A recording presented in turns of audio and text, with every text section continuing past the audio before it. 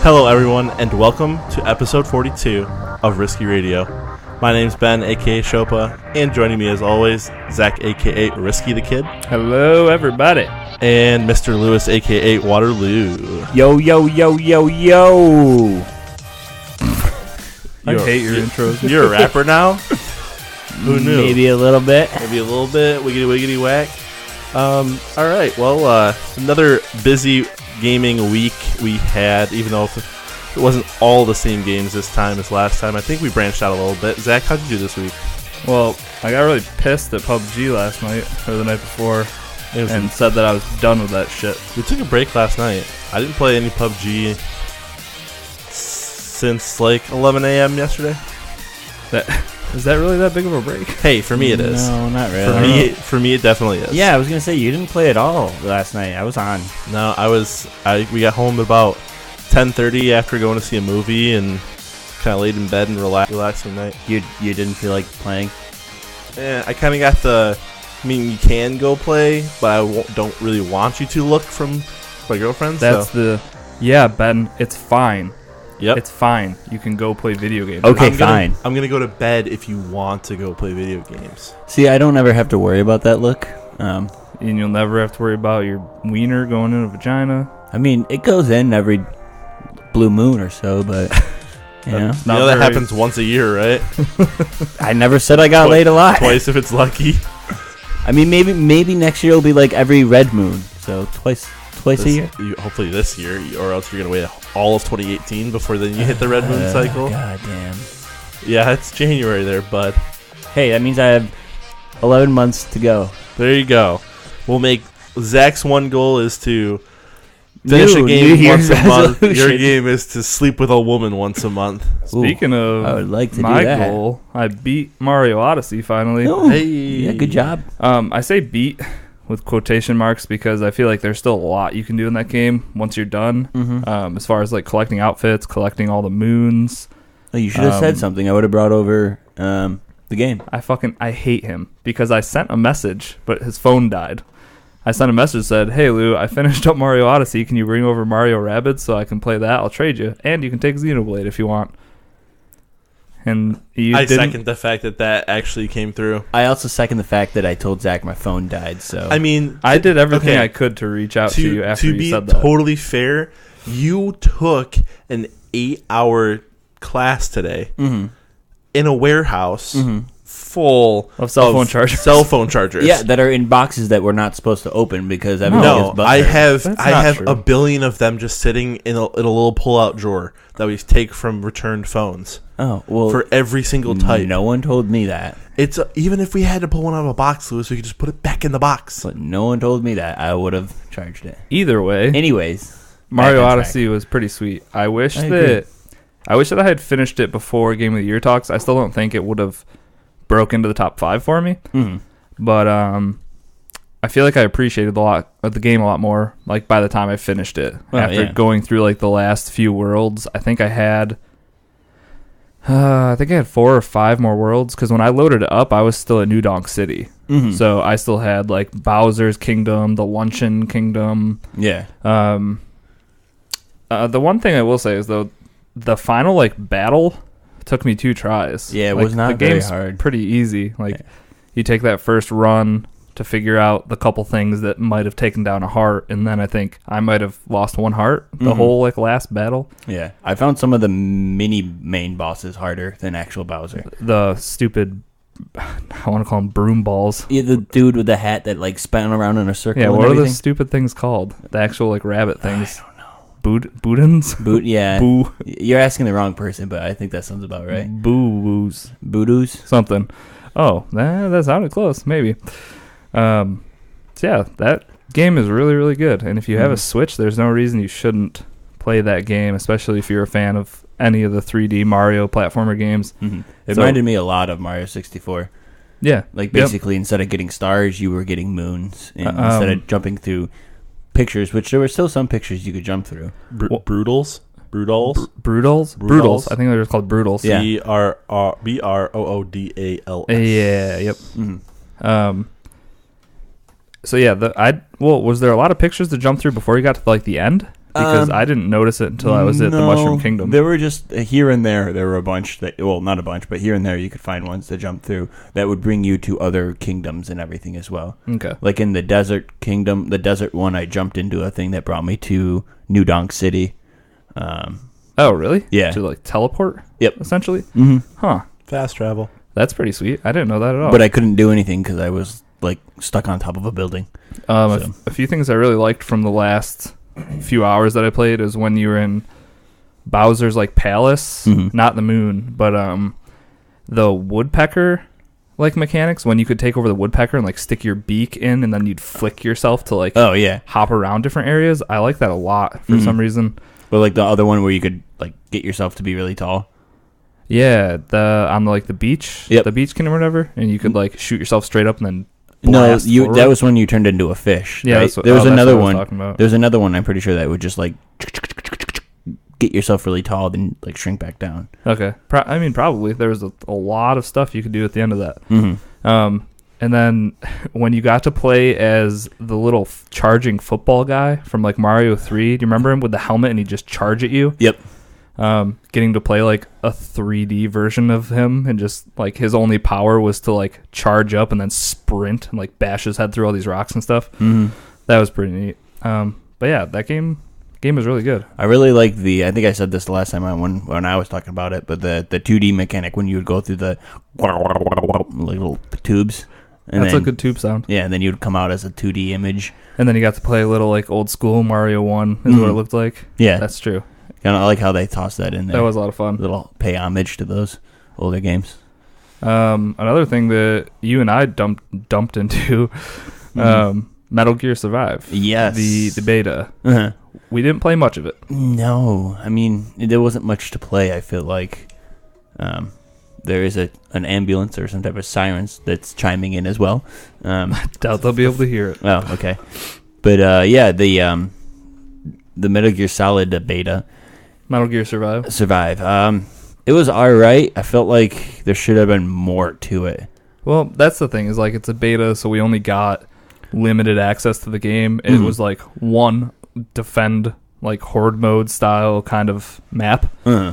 And you'd collect things from the environment. You could break down boxes, and you're picking up pieces. Like you're picking up rubber, you're picking up wood, and all of this stuff is like crafting materials. And then you could build like, I'm assuming reinforcements. We never did that though, but like you could craft bullets or you could craft weapons. Which was really hard to craft bullets, no matter how much of the things I got. I barely got enough to create like 3 bullets. I think was the max I created in the game itself. That's the thing though, is like the thing that we were lacking for the most part was gunpowder, I'm pretty sure. Yeah. And I mean by the time we finished the first time we finished like the whole wave thing, it's like we had a bunch of gunpowder after that. Yeah, when we went back to that main station. When you go back to your like main station, and so I feel like the Matrix. It looks exactly like the Matrix. Or when you're like weird. Loading into Assassin's Creed. When you're in the Animus, kind of. Yeah. So I think once you have the full game, though, if you have all this time to be picking stuff up each round, and it carries on from round to round, so it's like eventually a lot of the basic stuff. Because if you notice that each material was also like had a tier rating where there was like gray, green, blue. That was all I saw. But gunpowder is one of the gray ones, which is something like all the crafting components for bullets were all like the common gray things. So I feel like if you played the game enough, you'd never really have to worry about that kind of stuff, which is nice. But from the limited amount we played, we kind of, it felt like you were just shorthanded. And it was really challenging until I found that mech thing. That was awesome. Yeah, you found like a weird ATST, a little smaller than that, like a personal mech walker. Yeah, it just like gave you big legs and a giant like Gatling gun on the front of you. That definitely helped out a lot in the last round. So I don't know if there's going to be different modes to it when it finally comes out. I'm assuming it's more than just a horde mode. Yeah. Because that seems like it could get boring quick. But then again, that's what Fortnite is essentially. True. But there's like building aspects to that, which there might be here as far as like. Could you see a Metal Gear Solid Battle Royale themed? I mean, at this point, after they announced the Paladins Battlegrounds, I feel like I could see pretty much any game doing Mario some type of thing. Battle Royale. Sure, dude. It does. Yes, 100%. Pick up like the flame flowers and like star powers. Can you imagine star power when you're playing Battle Royale? At people. Just sprinting at people, just knocking them out. But the only way you could kill them was you'd have to jump on their head, so that would be pretty obnoxious. It'd just be 100 people just jumping up and down trying to land on each other. Yep. What a nightmare. I don't want to play that. No, I don't want to play that at all. What else? Darkest Dungeon was another thing. I started playing it today. You just scratched the surface of it, didn't you? Barely, and it's already fucking handing my ass to me. So that's unfortunate. Yeah. It makes me feel like I don't play a ton of strategy games because all the little abbreviations I have to like go into the glossary to look up. Like ACC is accuracy. Yeah. Probably definitely supposed to know that, but I was like, I don't know what any of these stats mean, so I'm gonna go look up each one of them. I'm maybe like an hour and a half in, and I already feel like I want to start over. Yeah, with like the knowledge I've learned to start again. That's where I feel like too. Because when you get locked in a dungeon with a bunch of things that are just beating down on you, and people start to go insane, and like once they get crazy, they stop listening to you, or they get some weird ailment that's generally negative.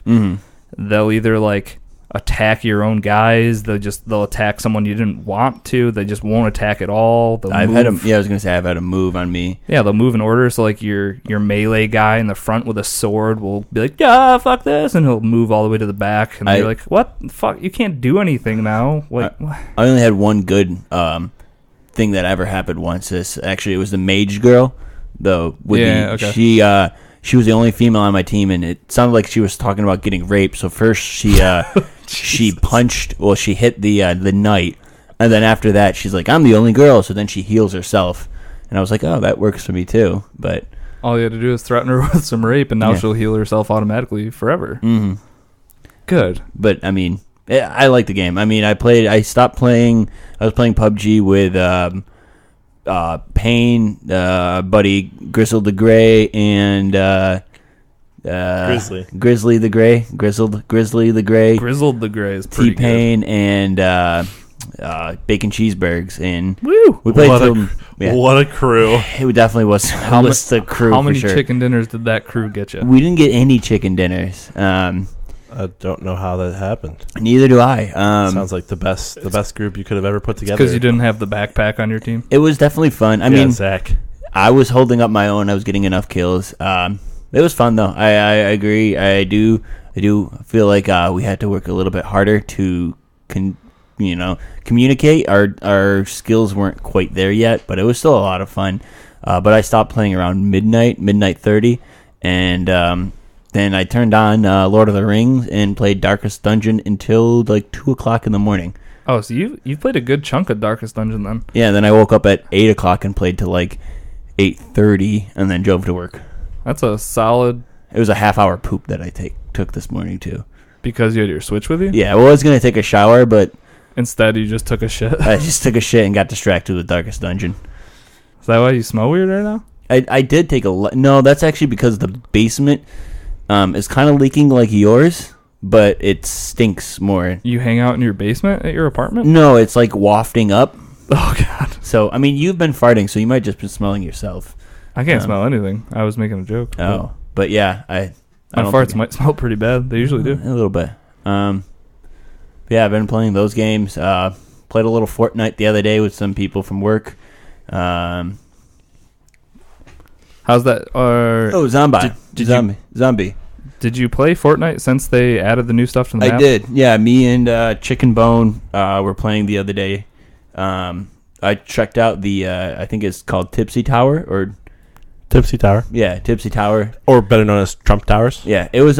We kind of stayed away from there a lot because there was a lot of gunfire, and we weren't really too familiar with that area. Yeah, I could see a lot of people just going down there just to check it out and see what kind of loot they can get down there. But it was pretty cool. And then I also went to the junkyard place that was new, which was a lot. The junkyard's nice, but it's very it's like almost dropping in Georgia Pool. Georgia Pool, yeah. But the other thing I've noticed the difference between Fortnite and PUBG is Fortnite's really fast pace. I feel like I'm on like speed or something when I'm playing that game. You always have to have there's no downtime. It feels like as soon as you get a kill, you loot, but you loot with your head up because you know for a fact there's probably somebody else around. That, and also you don't have to like manage your gear as much because you only have the 4 slots. You know, you're not sitting in an inventory screen ever really, unless you're dropping something. Switching weapons. Yeah, I enjoy the game.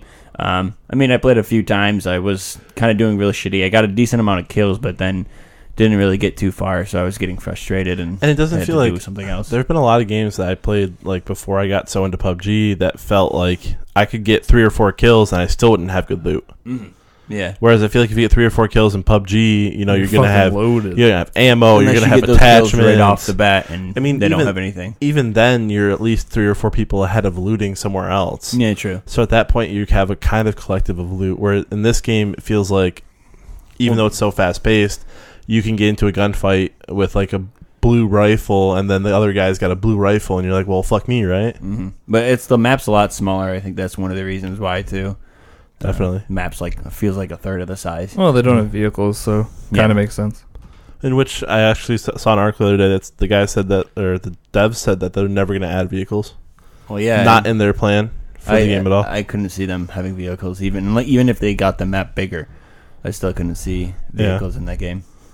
It's funny that we're on that game though. Did you guys see anything about the Darwin Project game coming out? Yeah, they announced that E3 I think it was 2017. This past E3. I just watched a few videos on it. I think it looks very culling-y. The beta for it's going on, I think, right now. That's probably why you're starting to see it, yeah. I was going to say, it doesn't really ring a bell for me. It's like bow and arrows and axes. It's kind of, I feel like it's going to be the same problem. It looks kind of like, I don't think you guys played like Team Fortress, but it's not as like, I feel like culling you played like, felt like you were weighted down. Like you didn't run fast, you didn't move quick. It was really janky. This game looks a little more like you can jump a little bit farther than a normal human being. You like have a good jump range. You move kind of quick. It looks almost like Team Fortress-y. Okay. Now you were talking about you would like to see like almost a For Honor battle royale, way back when. Does it kind of have that type of feel to it? Like more. There's no way it's on. Tactical. No, this is more almost exactly in line with like Hunger Games. Okay. Where the dude's got like an axe, he chops down trees. He was shooting a bow. Okay, like survival type deal, almost into it. Yeah, like you have to create your shit you need instead of just finding it. But I don't think, and there's definitely like health potions and stuff. But I don't think it's like a like you get cold or hot or that kind of stuff like some of those other games but do. You still have to craft and like it looks like that. Eating food to heal, you just get a potion or something. Yep. So. That one looks interesting. I don't know if it's just going to be like the culling where hand-to-hand is just going to be dumb and kind of luck based on what you find. So that'll be interesting to look at. Also, the Paladins Battle Royale that's coming out is going to be interesting to look at. Oh, yeah. I think that looks surprisingly it's different. Decent. Yeah. Well, it's because they have the hero aspect to it. And you can like you get bonuses for getting kills.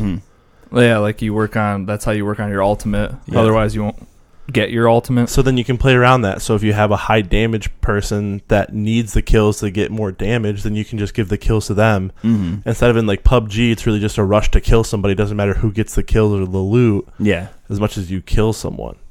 So I like that aspect, that building up aspect a little bit. Not exactly like actually building. Yeah, but like the building up, the ramping up almost. It feels like kind of in PUBG once you get to like 50 players or so left, everyone's gonna have like good loot. You have to expect everyone to have like at least a level 2 chest piece, at least a level 2 head, and good attachments on all their guns and stuff. Plenty of ammo. Yeah. Even though I feel like I've gotten down to like no players left and no ammo, no ammo, and still one game. So yep. I never run out of ammo because I'm usually just looking around for whatever you guys are shooting at. So then I just don't fire my weapon. Don't sell yourself out that far. You're probably the second best player in the group. Loot. Excuse you. That was my ass talking. Lou's surprisingly decent at PUBG compared to other video games. I told you the other day, I think just like the skipping that Lou has in his brain matches up with lines up perfectly with the skipping that happens in the game. So he probably sees a game at like 130 FPS and everything's just clear to him, and we're just sitting here like, what do you see, Lou? That guy's definitely skipping across the screen. No, he's running valiantly through the field. He's actually galloping, you know. Yeah, I mean, we do pretty well. I think I'm up to 17 chicken dinners now. No, very nice. I got another solo. I'm done counting. Night. Yeah, I mean, I'm done counting. I think I'm forever. at like 4, 5, 6. 4, 5, 6. 6, 4, 5. I still have to beat your solo record though. I'm holding on to that. I only got 4 in my last solo win. So some guy posted in X1 Bros Discord. He's like, "Hey, got my first console chicken dinner," and he had 17 kills. Jesus. And it's like he posted something in self-promotion the day before that was like, "Oh, streaming PUBG on Xbox for my first time," and then posted that the next day. It was 17 kills. That's and I was a lot. like, I wonder how much time this guy put in on the PC, which, I mean, definitely translates somewhat, even if for anything other than like map knowledge. I would say map knowledge, and I feel like also gun recoil and everything is kind of the same. Even but the difference is the gun recoil and weapon is the same. The reaction that you have from using a paddles to using a mouse is what's the difference, you know? Yeah.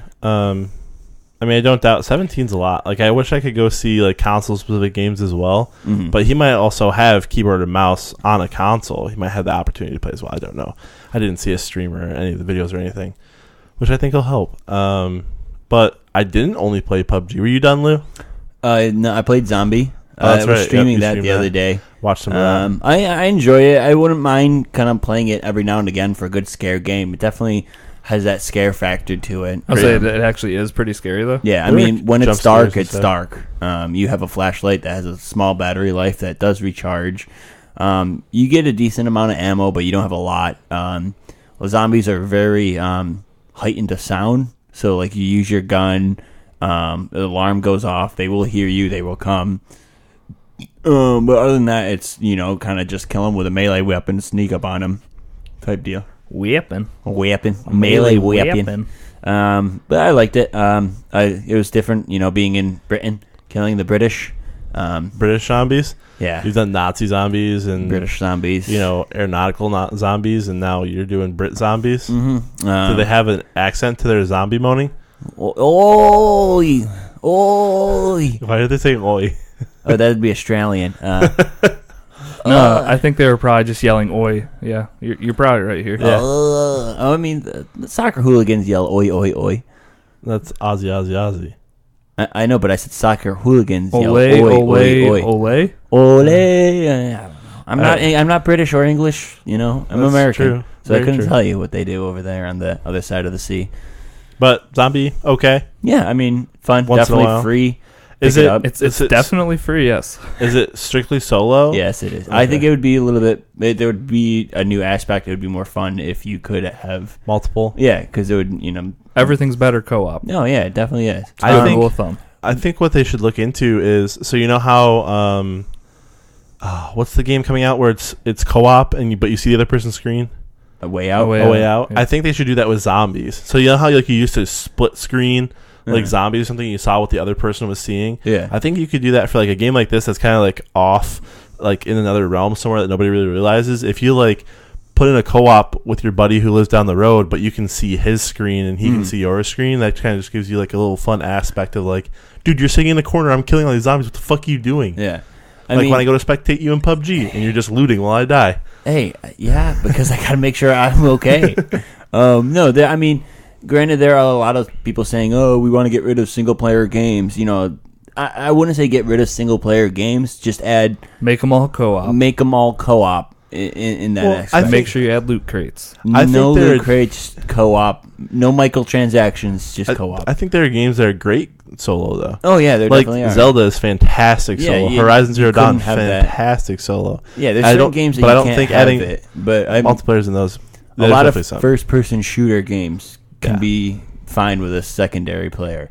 I guess it would just be strictly role-playing, like The Witcher, Zelda, games like RPG-style games like that should only be single-player. I could still play those with another person. If I was like a Witcher, like if I was Geralt, and then I had like Link on your side, my Witcher buddy who also gets to ride a horse and gets to stand on like the other side of a monster, like casting spells and fighting and stuff. Well, then why don't you just play Elder Scrolls Online? Because I don't want to. What? I tried that. You remember that? Yeah, I hated it was that. not fun. Don't say that. Like, wow. You're gonna make Kaboski upset. I mean, I had fun, but it was not your cup of tea. I mean, I enjoyed Oblivion more. The NES name. Yeah, the NESO for sure. I did lock. That's the game I did lock picking in. Mm-hmm. Yep, we know. Everyone likes doing lock picking in those games. That's literally all I did. That's all Ben did. Just lock picked all day. Yep, I was really good. Hey, what are you doing over there? Oh, I'm just lock picking. Yeah, I would give my buddy. I was playing with my buddy Dan Eichhorn, and he would just oh, here's a lock, and hand me the controller, and he'd like go get like a Pop-Tart or something, and I'd like unlock the lock. Did that translate to real life?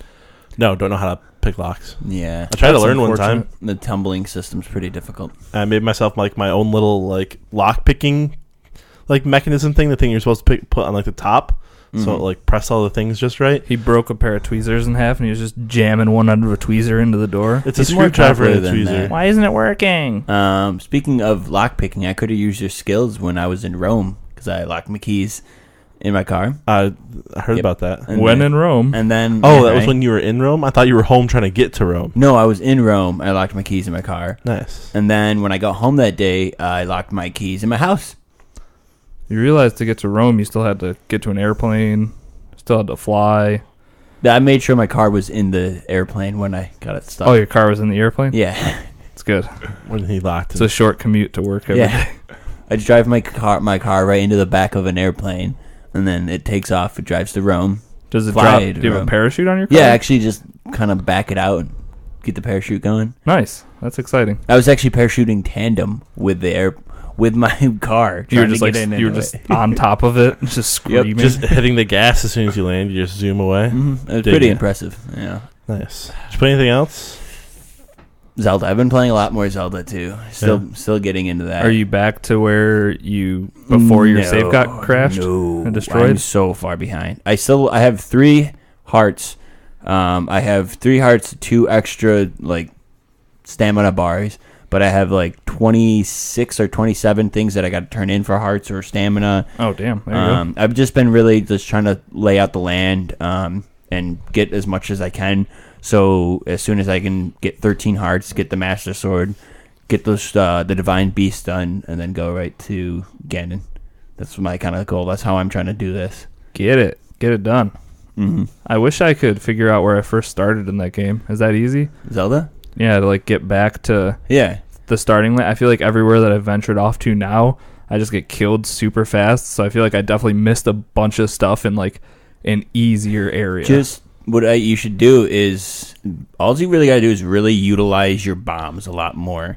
Like the special thing that you have where you just drop it all the time. Utilize those, and also freezing. Utilize those.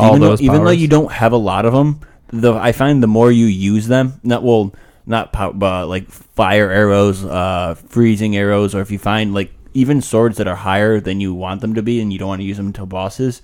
Just use them anyways? Because I feel I find more, the more I use them, the more I find them. Yeah, it could be. I also make sure to use my amiibo to get my free treasure chest. The one that bear chewed all up? Well, yeah, at this point, it's actually just like the amiibo base. Nice. Because my dog ate through Epona and Link. Mm-hmm. What an asshole. Yeah. Hey, if it still works, it still works. Did you boot up Disgaea 5 at all? I did not. Okay. Because I couldn't remember what it was called. I asked you the other day, and you didn't tell me.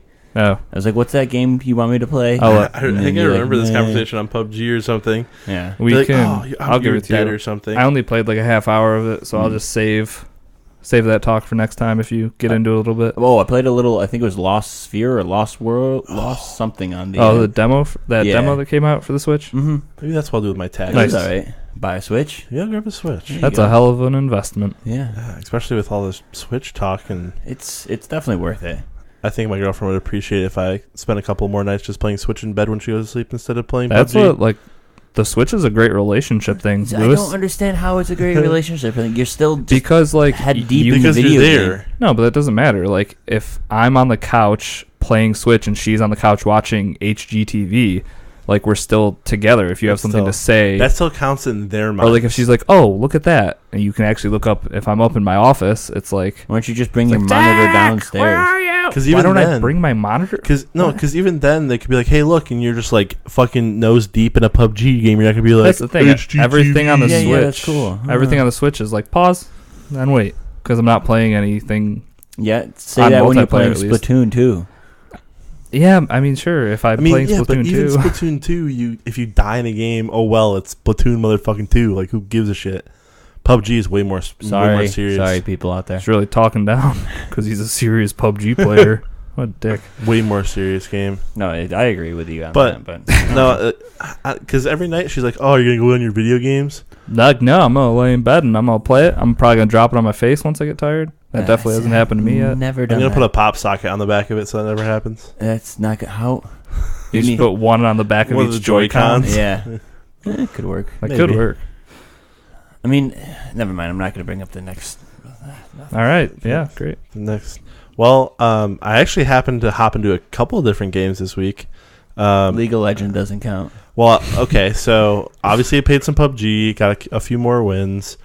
I played League of Legends. I got ranked. The new ranked season started. Very I ranked nice. silver 5. Okay. That's not very good, so you should just uninstall it. I don't know what that means. Just tell them it's bad. That's not horrible.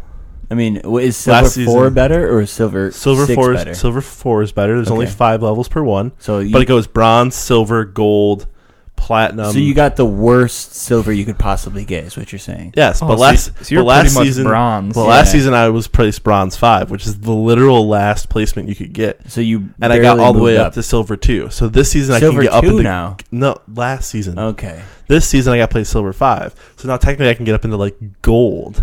See, you're not getting that much better. So I think you're still going to just get like silver 1, maybe. No, but. So I played Maybe that. if you were ranked in mouth breathing, you'd be like platinum 1. But this is nose breather right over there. I don't want to hear it. You're such an ass. But I did get out. We played some paladins. I played with Kaboski, nice, Ladonian, and Moose.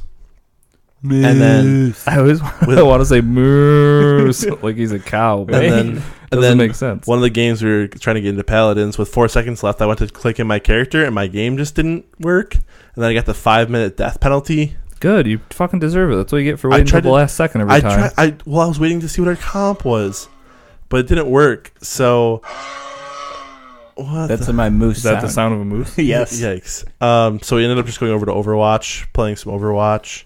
That was fun. I didn't know Ladonian was so highly ranked in Overwatch. He's like level 164. I would say he's Jesus titties. Him and Kaboski are super into. I guess you're even kind of into the Overwatch League that's been going on. Yeah. So we made an Overwatch League channel in the Discord. Mm-hmm. Where's my League of Legends channel? Get some more League of Legends players. No one's gonna be in there with you. Okay, Soccer Gerg is in there. Soccer Gerg can just keep posting pictures of his meat. That's all he needs to contribute to the Not Discord. gonna lie, some of that meat did look pretty good though. He got a pellet smoker or whatever for Christmas, and he uses it like so often.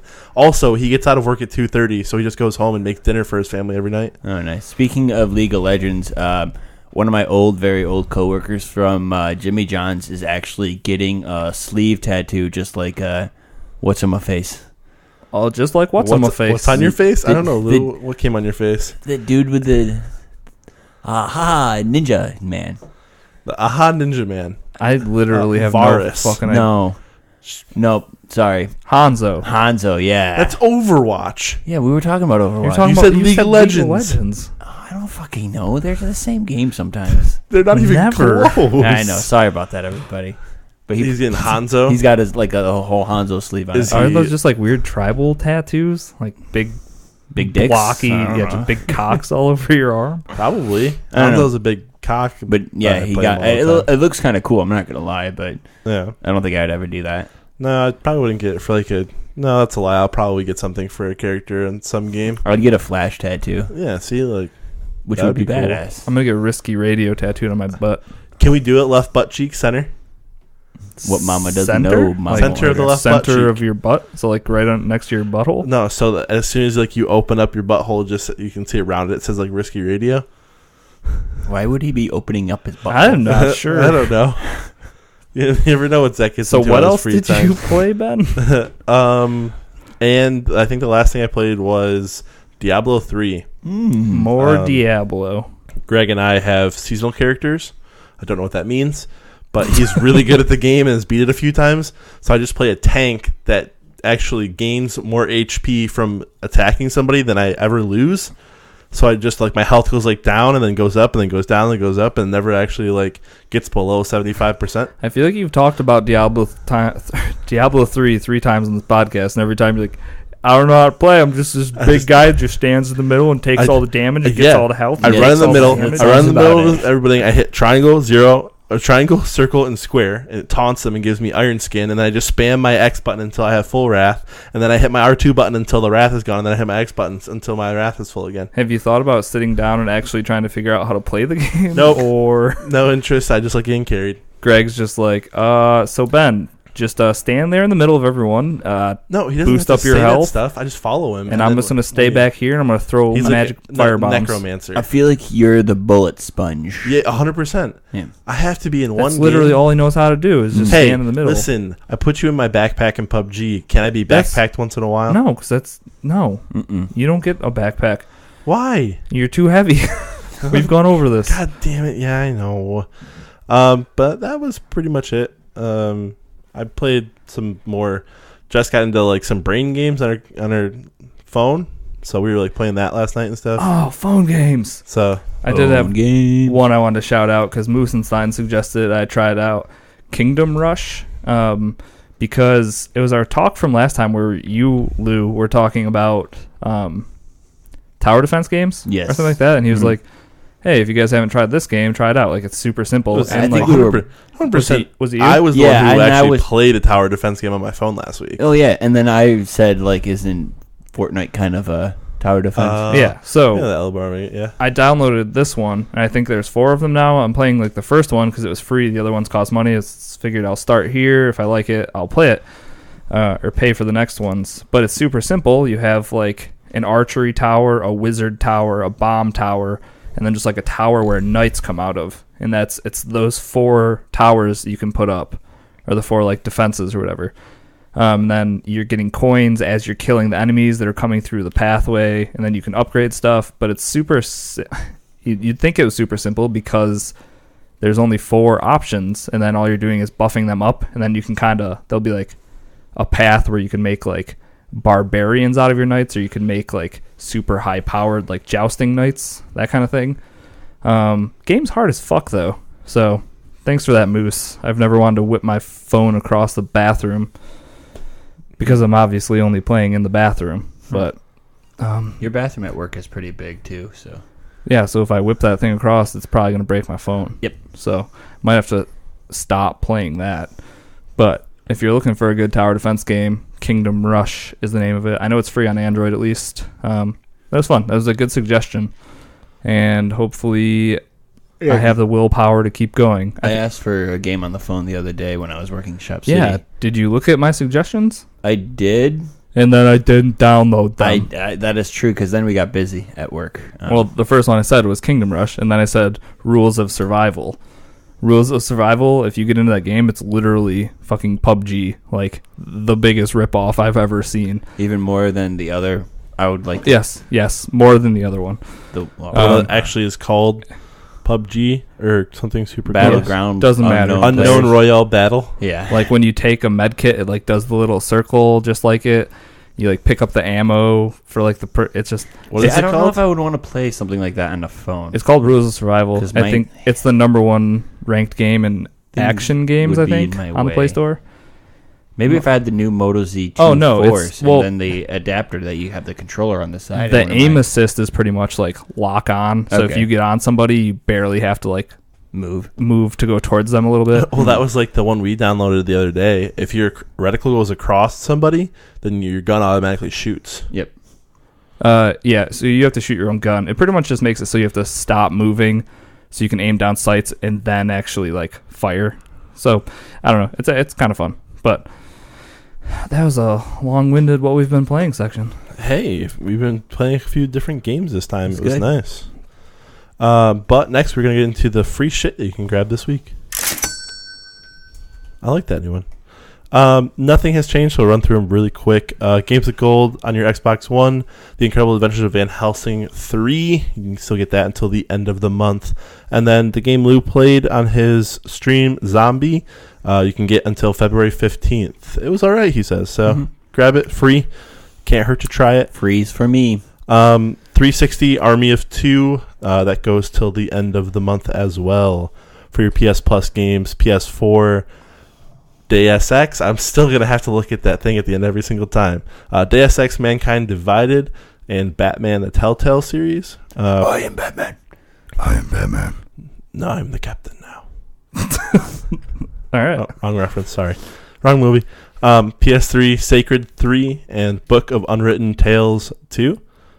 And for your Vita, Psycho Pass Mandatory Happiness and Uncanny Valley, which is a crossplay with PS4. So if it's a Book of Unwritten Tales, then how is it even a book if they're unwritten? Wouldn't it just be a blank book? Well, no, because even the first time they're written down, they'd still be unwritten until that point. But you can't have something that's unwritten written down. Well, after that, they're not unwritten tales. So shouldn't it be... Does a tale have to be written? No. Isn't a tale told? Yes, but at this point, if it's in a book, then it's obviously written down. Oh, okay. Was it called the Book of something? I wasn't listening. It was Book of Unwritten Tales, too. Yeah, that's not a real thing. Yeah. Well, no, of course it can be. No, because as soon as it's written down, it's considered written. Yeah, but until that point, they'd still be unwritten tales. Yeah, and then as soon as they're written down, then there would be written tales. So it would be the Book of Written Tales. Then the next time you say you can't say they're unwritten tales, you just have to say, well, this tale has now been written, but until then it was unwritten. And then it just becomes a tale. So anybody want to chime in on this? Is it written or is it still unwritten once they're in the book? It's a weird name, I think. It's a little different, but I get it. Definitely get it. I don't know. Whatever, Lewis. But that's going to do it for your free stuff. Run out and grab stuff if it sounds interesting to you, or just get it because it's free. Who cares? But next, a quick word from our sponsor. This week's episode of Risky Radio is brought to you by the folks over at 16 Ounce Gaming. Guys over there run a bi-weekly podcast full of fun gaming news and exciting community questions. They also have a Discord. It's a fun Discord. There's lots of fun stuff in there. Lots of sometimes dicks. I didn't want to say dicks. It's a lot. It depends on what channel you go to. Family friendly. Oh, I meant like the actual appendage. Dick channel. Oh, yeah. I should probably just stop their sponsorship just being about how their Discord's full of dicks. Not like disclaimer. Actual, their Discord does not have that many dicks on it. I mean, it's full of dicks, just not pictures of dicks necessarily. Yeah, the physical dick is not there all the time. Either way, if you want to listen to a good podcast, I was on it a couple weeks ago. This week they actually had Kaboski, who's also a member of our community. He was on there this week, and I haven't listened to it yet because they just published it today. But go out and take a listen to that. It's good stuff. It's always makes me laugh a whole bunch. Oh, yeah. Giggity. The links to their stuff can be found in our show notes. So just go click on them, and they'll take you to where you want to be. Awesome. Thanks, Zach. Next, let's get into some listener questions we received in the past week. Ooh, we still need to. You really want to sound there? I really want to sound there. Yeah, sound would be nice there. We'll figure something out. Can I? I'd like to request Milk to make us a little jingle there with his guitar. Yeah. To go into listener questions. So like a sweet riff. Milk, if you're out there listening, give us a quick little listener question. A little we definitely don't have to sing. Just a little 5-second riff. No, you should on sing. the guitar. We want to hear your voice every single podcast. Or if you want to say listener questions and do a little jingle. Yeah, that's going to be like, listener questions. That's cool, too. And we'll definitely throw that in here. So, perfect. If you want to, it's all yours. All right. First question in from Ladonian. Do you think people will utilize Nintendo's online services, or do you think it'll be a flop? If you want to play online, you're going to have to utilize it. Yep. That's boils down to that. That's what it boils down to, really.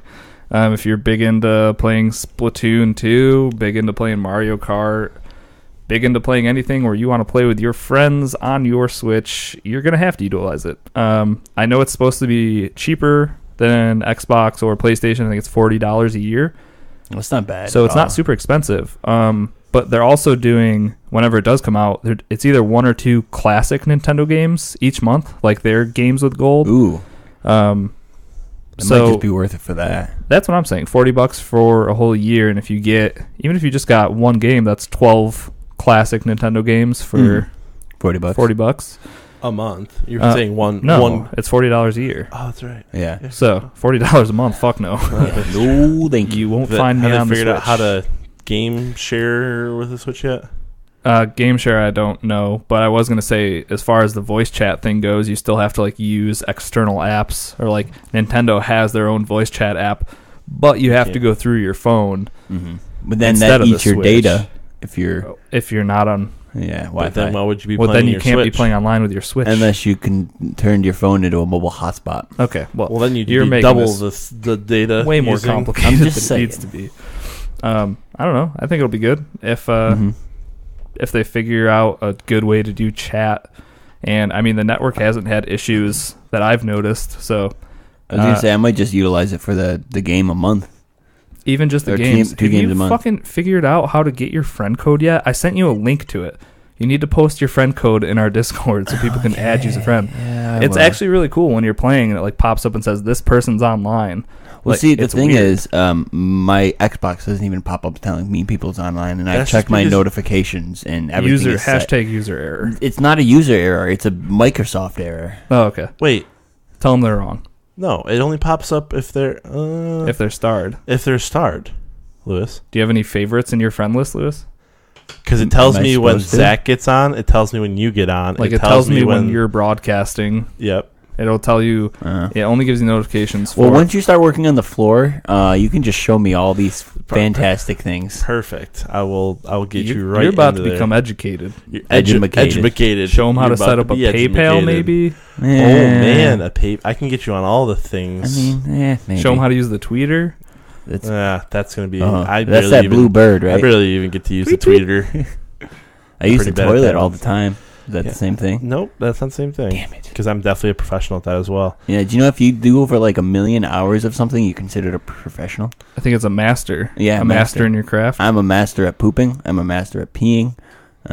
Sleeping. I'm a master at a lot of things. Well, that's the thing. Ben's been around 25 years and he hasn't mastered breathing yet. So I don't know if that actually works. Or have I mastered breathing? Or he's just at such a high level that he shares it with the world. Yeah. Listen, how good I am at breathing. It's like Darth Vader almost. So I can give you heavy breathing if you really want me to. I would like 0% heavy breathing. That's my nose. Hate you both. I think this is a good thing as well. Heavy breathing? No. Online services for Nintendo. Yeah, me too. Unless they did it for free. And then that would have been sweet too. It'd be an even better thing. Because I thought that was half the reason I was going to go to the PlayStation side, was because back when they had free online services and stuff, that was pretty fucking sweet. It's not free anymore? PlayStation Network fucking sucks though. I don't pay anything? Yeah, you don't, because I pay for it. Yeah, that's right. Idiot. PS Plus, I ended up buying full PS Plus at $60 because Greg was having trouble finding how to transfer over. Well, you know what feels absolutely horrible? I went into work the next day, and you know what you said to me the first time I walked into work? Hey, did you get your PS Plus stuff yet? It's on sale for $40. That's the thing. I hate buying Xbox Live or PS Plus when it's not $40-ish. I was going to say, I should probably change mine because I think I'm paying every 3 months for my Xbox. Oh, my God. Which means you're probably paying $30 every 3 months. Yours, because I'm definitely just paying $60 a year. Yeah, you guys also game share, so your gold is shared. Yeah, but No, but if I don't have gold, I can't. You have no, gold. You because have Ben gold has because it. I have gold. Like Dan hasn't bought gold in like 2 years. Really? Yeah, everything's shared. Oh, shit, my britches. I didn't know that. So cancel your shit. Mine's up in March. Okay, question, side note. How do you get into those drawers? You don't need to. Okay, that's weird. Yeah, weirdo. All right. So yes, good services. $40 is cheap plus games. I mean, that's people will utilize it if they want to play multiplayer games with their friends. Boom, and you're getting way more. You're getting a ton of games anyways out all the time, especially getting towards these AAA games that people are bringing out and porting over. So even Rocket League, like, that's true. Yep, that's gonna be something fun to play online anyways. Just as like when you're pissed off at PUBG, you go play Rocket League on your Switch, and then you don't have to throw it as far as your controller. Good point. Next up, friend of the show, Kaboski, had to say it because he mentioned it earlier. How much would it cost to have me suck on your toes? I want to hear your guys' answers first. Am I paying you or are you paying me to suck my toes? I think you're paying him to suck on your toes. I wouldn't pay you anything to suck my toes. I don't want you sucking my toes. I think it's. I would pay you money to suck Ben's toes, though. I mean, just because his toes are like hobbit feet mixed with like dragon's claw, Bigfoot feet, mixed with Bigfoot feet on fire with like hawk talons. You want to come suck on my toes, Kaboski? You can go right ahead. I won't pay you to do it. That's what I mean. Like, I don't know if he phrased this incorrectly, but how much would it cost to have you suck my toes? You do that for free, dude. Well, yeah, that's fine. Clean them right up. My dog does it. You can do it too. God, oh yeah, your dog loves mine too. My dog loves feet. Yeah. But I think it tickles when they get to the bottom, though. I sent in a question for the 16-ounce podcast, and I asked him how much I'd have to pay him for him to suck on my toe for 60 seconds. You think he's just trying to... Yeah. So I think he was just trying to fire it back at me. So... If I was putting his toe in my mouth, that's a different story. And that... $45. Holy shit. You're a poor man. I would definitely need more money than $25. Why? What's the worst that can happen? To suck on Kaboski's big toe. I would suck on my own 60 seconds. Okay. No, we're not talking about someone else. We're talking about this man. No, I'm telling you right now. I don't even like shower regularly, and I would still suck on my own toe. So like to suck on somebody who he probably showers regularly and like probably even washes his feet once in a while. It's $25, cheap, easy. It's just a big toe. It's not like he's asking me like suck his dick or anything. Well, there you go. If you need the next thing is his dick after the toe goes in your mouth. That's not true. That's the way it goes. It goes finger, big toe, dick. That's how it goes. It's the gateway appendage. Yeah. Well, you know what? That would be a little bit more money, Kaboski. But if you want your big toe sucked, just hit me up. I have a 60. I could, $100 Venmo account. I think I do it $100. PayPal. 60 seconds. Cash. 60 seconds is also like I feel like a long time for sucking on toes. Yeah. I would just do it so well that he would like ask me to stop after like 20 seconds. Like, does it have to be your toes? That just like translates into you like being really good at blowing dudes. Yeah. That's all I'm thinking right now. I mean, what do I say in PUBG when I want something? I would suck a dick if I could get. When you say "come on me," that's what I think what he says. He also says "come on me." I yell that once in a while. You yell a lot of gay stuff when you're playing video games. I did say a guy just came on me in that game the other day. I think we were playing really early. I think it was Saturday morning or something, and I couldn't get any loot. I was so mad. I just literally screamed. I was like, "I will suck anyone's dick if I could just get an M4, please, God Almighty, suck anything." Whose dick do I gotta suck to get an M4? That's literally, I think that was verbatim of what I actually said. I said it multiple times, but all right, $25. Kaboski, hit me up. I'd have to go with like maybe 150. Wow, just gotta one up me. I do. So you can go down on a bush, but you can't suck on a big toe. Yeah, it's completely different. We had a long chat about bushes in Discord. Yeah, you missed it. I did. Yeah, it was all morning. I could have agreed with Milk the whole way. Yeah. What was his? No, I don't think he would agree with him. No. What was Milk saying? No, we can't. No, okay. I'll go back and try to find him. Good luck. If you'd like to find the answer to this, you can join our Discord from the show notes below. Yep. Next up, Charzillion. What are your thoughts on video game emulators and the legality surrounding ROM distribution and preservation of digital media? This one kind of went way over your head. A little bit. I mean, I think that emulators are cool. Like that I can play like old school Pokemon and shit. And I think if people are bitching and complaining like, "Oh, you're stealing this game because you're using an emulator," emulator. Like, this game is like 15 years old. Why the fuck does anybody care anymore? Well, and that's the one thing is, like, when it comes to preserving digital media, there's not a lot of ways to legally do that. I can't back up my Super Mario Brothers 3 game for when my cartridge dies and my Nintendo dies.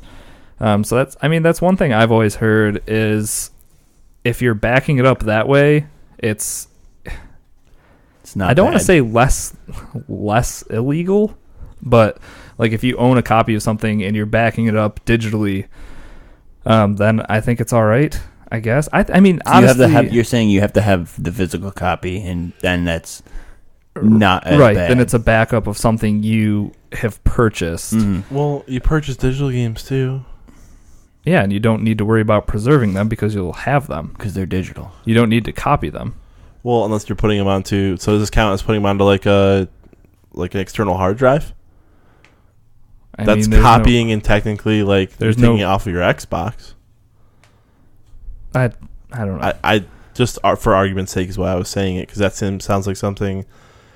Like, I can see that taking like all your games and putting them on like your PC or something. I mean, we're talking about super old games. We're not talking about Xbox One games that you're copying and preserving because they're right there, readily available for you. I'm talking about games where the only way you could play them was with a cartridge with like a PS1 disc. Like, when I think of emulation, I don't think of anything like I think there's PS2 emulator. There's probably like 360 emulators at this point. Yeah. But as far as like preserving NES, SNES, Sega, any of that kind of stuff, it's a necessity if you want to keep that kind of stuff. I mean, but they are making a lot of those games coming to like the digital consoles and stuff like that aren't just emulators as a physical game. That's like one thing Nintendo was good about used to be their virtual console, but like that's not a thing on the Switch right now. Yeah.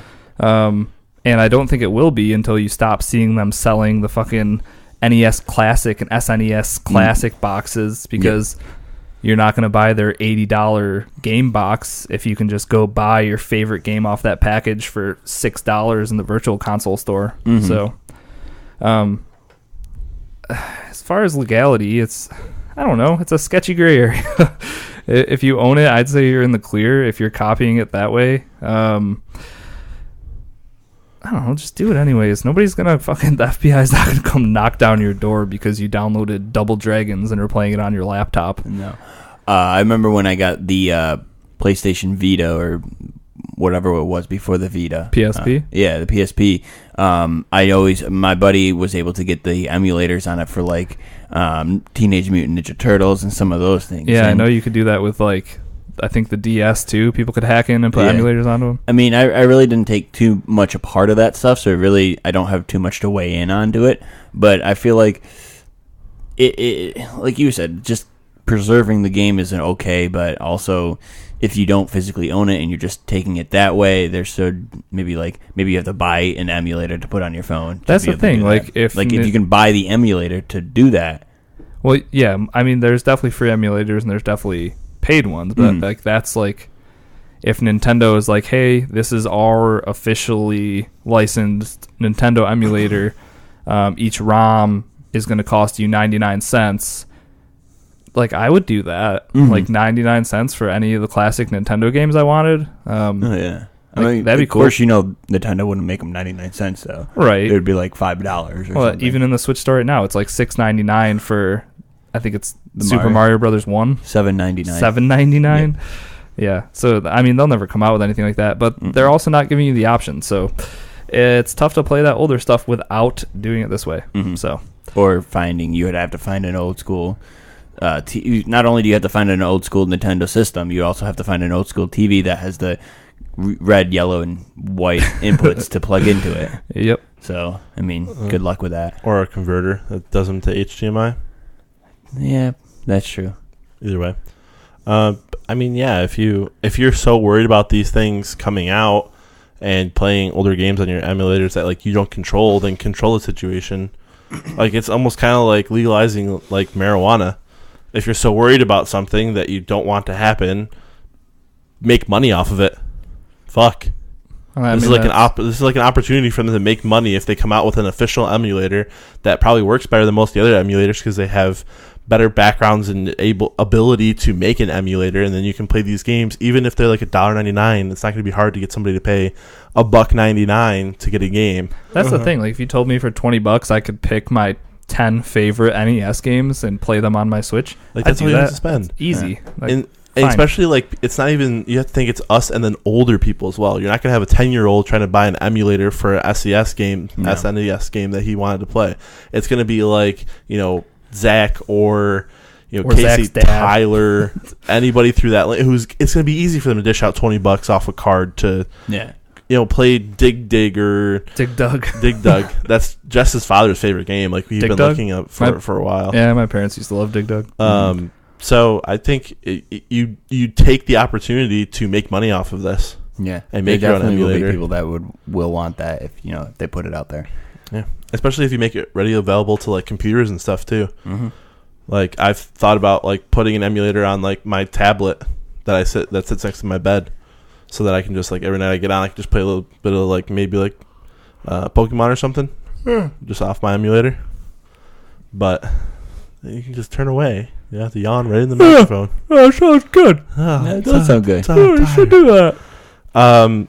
Next up, Bama Shocks writes in and asks, what is up with the hype train for Sea of Thieves? Is this game to be that good, or will it be a letdown for Xbox exclusives?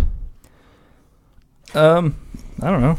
I feel like I haven't seen a giant hype train for this game besides like in Discord. I don't know if I'm not looking in the right spots. I guess. I think there's a good amount of people excited for this game. I mean, I know I'm excited. I think there's definitely like this is the next big game for Xbox. Mm-hmm. So I mean that's something to get excited about. Everything I've seen so far definitely has me excited, but I don't think this is hyped up like Destiny was or Destiny 2 or Andromeda, Mass Effect. Andromeda, sure. I mean any of the big AAA games. I think it's just because we've seen a trend of this type of game not doing super hot. And I guess by that, I just mean Destiny 2 was a letdown. So hopefully Sea of Thieves isn't going to be that. I don't think it will be. I mean, it has all the right stuff not to let you down, I think just the theme and like the setting itself is enough to make this stand apart from pretty much anything else. So it'll definitely have a leg up with that. I mean, I'm hyped for the game for sure.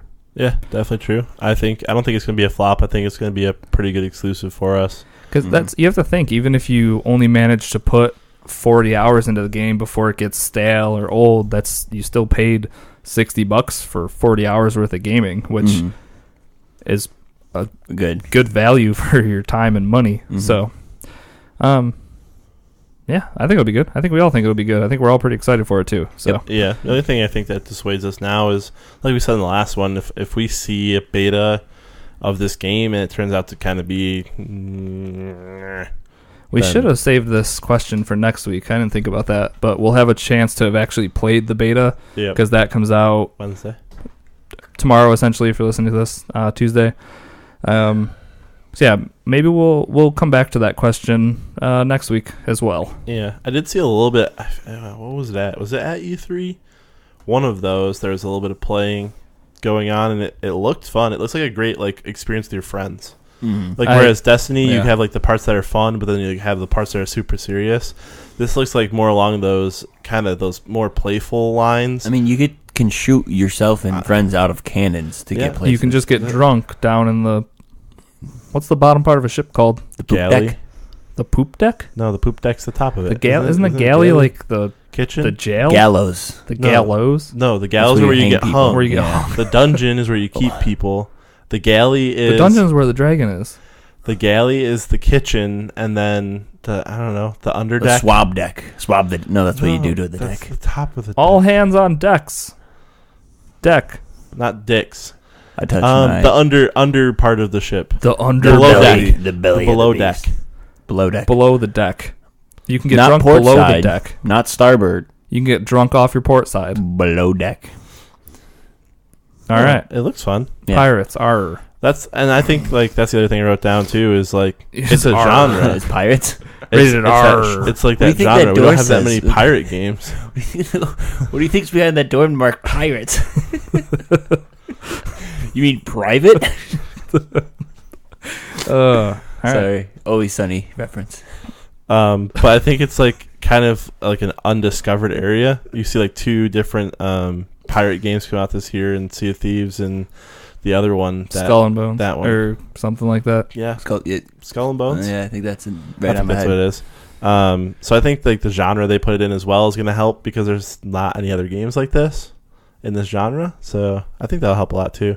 But I think it's going to be good. Next up, Ireful Otter writes in, favorite non-video, non-mobile game. Pretty much non-digital is how I would read Tabletop, board games, card games. Oh boy.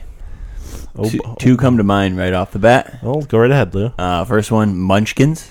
Munchkin. Right? Such a good game. The Marvel edition of Munchkin. Oh, yeah. I have all the expansions for that game. It is a lot of fun. Never played it.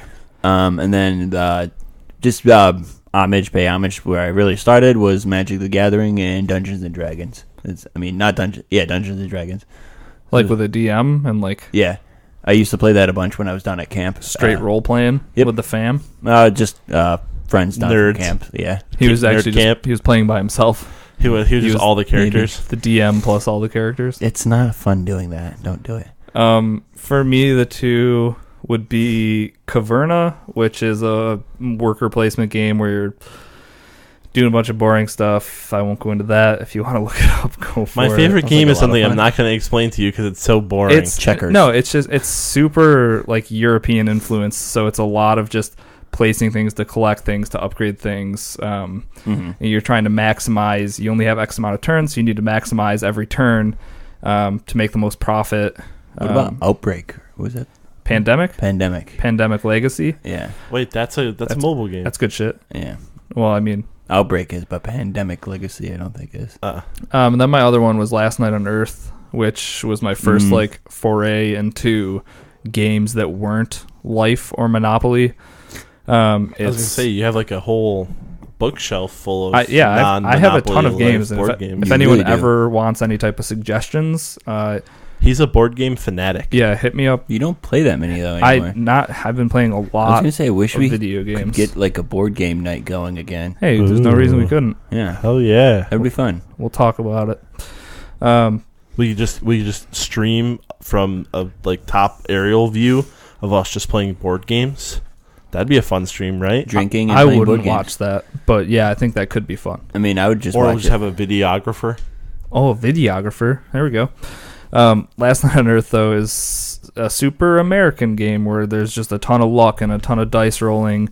You're either controlling the zombie team or you're controlling the heroes. And there's different scenarios that you can play. Like, for instance, one scenario would be like, get the gas, get the keys, get to the truck and leave. And then, like, the zombies are just trying to kill you, and you can collect, like, guns and ammo and all sorts of stuff, and then you're just rolling dice to kill zombies and shit like that. It's a lot of fun. But yeah, like I said, reach out if you are looking for board game advice or suggestions. How about you, Ben? I have 2 of them. First is good old-fashioned pitch. I do enjoy a pitch. I like euchre a little bit better, though. Nah, pitch is a shit high-low jack game. Yeah. So I say we play a lot of pitch during the summer. We're at camp, family comes up, we play pitch until 3 or 4 o'clock. You seem more of a catcher. Ha ha ha ha ha. Another gay sex joke. Good one, Lou. No, I'm just saying you look like if you were to play baseball, you'd be a catcher. I was a pitcher my whole life. So yeah. Tout it. Yeah. Don't see it. Thanks, guys. So what's your other one? Did you have another one? I did have another one. It's called Mechs vs. Minions. Isn't that the League of Legends one? What? No. Yeah, it's a fucking League of Legends boyfriend board game. I got dicks on the mind. Yes, it's a League of Legends board game called Mechs vs. Minions. It comes with, I think, 12 levels, and so you roll through the levels and you play as some different League characters, and it's a lot of fun. I played with Greg and Dan Icorn multiple times at my apartment. Oh, Icorn. Sounds like a good time. A great time. I don't know much about that game. I just know it's super expensive. So, well, Dan got it for Christmas. All right, so it was really nice. Probably wouldn't invest in it. No. Let's see. Next When will Red Dead 2 drop? Should we be expecting a delay or surprise, hey, here it is situation? I think it'll be announced with a month's notice. Why is there a little carrot in there? It's less than a month's notice? Got it. Yes. Jesus. Found it. Sorry, it just wasn't clicking with me. Announced with less than a month's notice and late April, early May. And that came in from Toast. And that was from Toast. And you butchered that whole question. Yep. It's okay. We still like Did you. I read that? I'm not sure. I can't even remember. I'm tired. I don't I know. can go. Yeah, go for it. Okay. Where did I wrote this down. Fucking cunt. All right. I said delayed until August with a release date and trailer at E3 this year. I would like to see it prior to then. I mean, yeah. But I honestly, I would be fine waiting for them to iron out all the kinks, polish, get it all good. If you wanna make it come out later in the year, later second, third quarter, and it's just a beautiful polished game, I'm fine with that. I know there's going to be some other games that are going to keep me occupied. That's the thing that's been pissing us off the most too. Is like if you come up with a game and it's not finished and it's shitty and it's. If you could have spent another month and made it so much better, I would have waited the month for your game to come out instead of trying to play your game and not have it work. Says the guy whose favorite game is PUBG, the most unfinished, unpolished game yeah, but that out is there. in game preview, so yes. you know it's not polished. And perfect. it wasn't $60. Fair enough. And it's so much better with the X. I barely even noticed that it's broken. Yeah. All right. Okay. Yeah, I think they'll do it right. I think they will do here's the release date. It's within like 60 days. And I'll say first half of the year. I don't think it'll be the second half. I think it'll be before E3. Interesting. All right. Kaboski, second question. Do you prep, go buy snacks, drinks, and clean up if you know you're going to have a lot of gaming coming up the next day or that day? You guys can go first because mine's kind of a story. I'll say Ben's going to have a 45-minute explanation on how many snacks he has to buy. 45. The only thing I will do is grab a couple Kickstarters if I know I'm going to try to stay up late. Yeah. That's literally it. Otherwise, I'll just get whatever snacks around the house. Cleaning up, I thought that's why we had girlfriends. But coming from a single dad, I have to do everything myself. Hey, there's nothing wrong with being a strong, independent man. But your apartment's the size of this upstairs. Like, no, how it's much bigger. What did you even do? So it gets dirty. One person living alone. Shut up. Stop telling me I'm alone. Fuck you. You're worse than that goddamn lady that was serving me breakfast telling me, are you alone? You're alone. So you're here by yourself. So these two are together, and you're alone. Do you want me to take that other placemat? You're here alone, right? Yeah. Are you going to split the check with anybody? Oh, wait, that's right. You're alone. That would totally be me. So I was like, hey, guess what? You're not getting a tip, bitch. It's fucked up. Wow.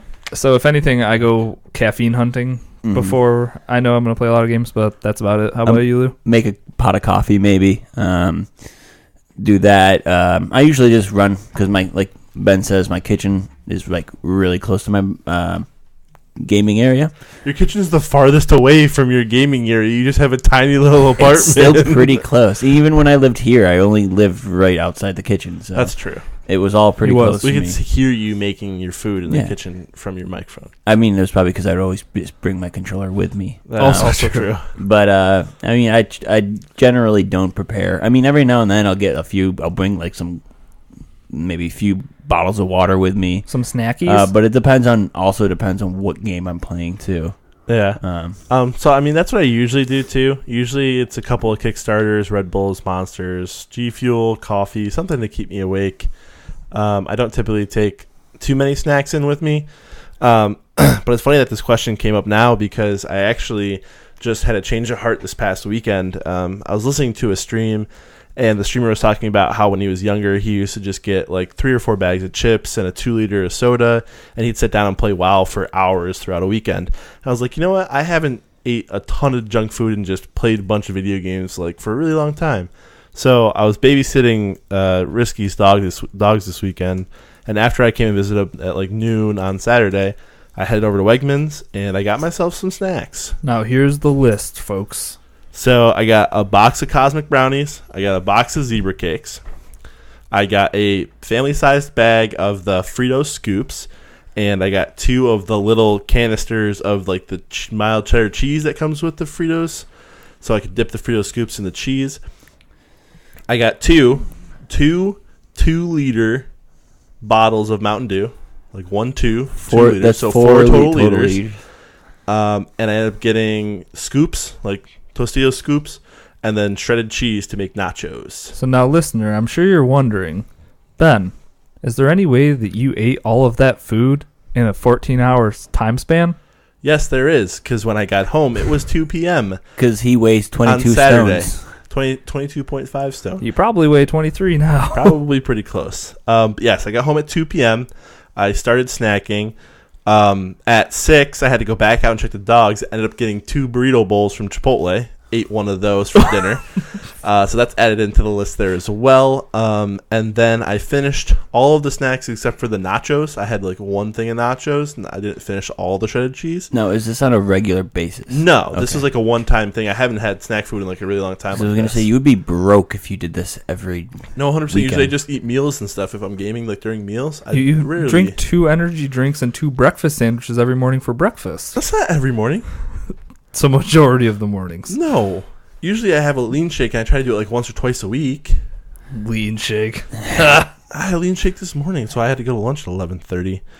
Does a lean shake even fill you up? No. You have to drink like 2 of them, so it's like a regular shake? No. So at that point, you're just drinking a milkshake. I just drink a lot of water, too, and hope that like fills me up and chew gum. Mm-hmm. So, yeah, 2 p.m. I did all that, had the burrito bowl, and all of the food but that nachos was gone by 4 a.m., like Sunday morning. So 14-hour period. I had 2 boxes of Debbie snacks, a whole bag of Frito scoops Debbie with 2 snacks. things. Yeah, the Zebra Little cakes, Debbie. little Debbie snacks. Ho-hos. Those kinds of things. The chips and the dips and the both 2 liters of Mountain Dew were down. I'm going to forget that. So, yeah, that was me. That's a I lot planned. of food. I planned, yeah. You prepped the shit out of that. That was my time one span. Yep, it's really funny that this question came in like this one weekend I did this. That's I was cool. sitting at work. I got that question sent in to me from Kaboski, and I just started cracking up in my desk because I was like, this is great because I literally just watched a man eat more than I've ever seen someone eat in that time span in my life. Yeah. So, good for you. Well that timed. sounds like a lot of good foods. Yeah, it was delicious. I didn't feel too bad afterwards, surprisingly, but and last but not least, Lewis. This is another count of 3 one. Okay, I know. I saw. I'm gonna do the countdown. You gonna do the count? Yes, I'll do the countdown. All right. So the question is, I'm assuming it's breakfast foods again, like usual. Who gave the question? I said that. Last question was by Ladonian. It's like 1 on 3. Ladonian, bacon or sausage on 3. Okay, I'm gonna do the counting. So Okay. it's gonna be 1, 2, 3, and then we're gonna say what we want. Gosh. All right, 1, 2, 3. Bacon. Yeah, that was easy. Finally. We did it. The only circumstance, definitely if you're talking breakfast, it's bacon. Mm-hmm. I will say like hot Italian sausage with like peppers and onions and shit like that. That's better as like if you're talking about a meal, it feels like sausage is probably the better choice. You can have like sausage patties, you can have, but it's not like you're just gonna eat bacon, I guess, or at least I don't. I guess you could just eat bacon. You could have a BLT. Ron Swanson? Well, Ron Swanson's the man. That's a good point. But no, bacon's the right choice here. It's definitely the most versatile of the 2 meats. Yep. It tastes better. You can wrap everything in bacon. I like cooking bacon shirtless, so you get like the little grease spots that hit you, and it like gives you that little jolt of fun. Sadly, I just pictured Ben making yeah, bacon shirtless. Dude, that was the was worst fucking imagery I could ever have. Will you say that one more time, loud and clear into your mic? Yes, I like cooking bacon on the little skillet. Okay, start over. Try again. I need this for a sound clip. A sound clip. bite. Okay. Yep. I like cooking bacon shirtless, so the grease goes on my chest. I can't say it without laughing. Yeah, I wonder why. I like cooking bacon shirtless. So when God damn it, Lewis, I'm gonna stop trying. Looking at you. Yeah, but that's the whole problem. The first one is probably good enough. Probably I also feel like I like Michael cooking Scott. bacon shirtless because when the grease hits onto my chest, it's just a little ball of fun that hits, and you're like, ooh. You said it was a jolt before. Yeah, no, you're good. But anyways, time. yeah, we get it. You time. like cooking bacon shirtless. Oh yeah, so you get a jolt of energy when the grease hits you. Yeah, how are you single and you're in a steady relationship? I don't understand. It baffles me every day. Hey, all right. Because my girlfriend likes bacon and me shirtless, so it's like the perfect combo for mornings. Yeah, I guess so. Good. Thanks for the questions, guys. Yeah, thank you very much. Up next, on to the news.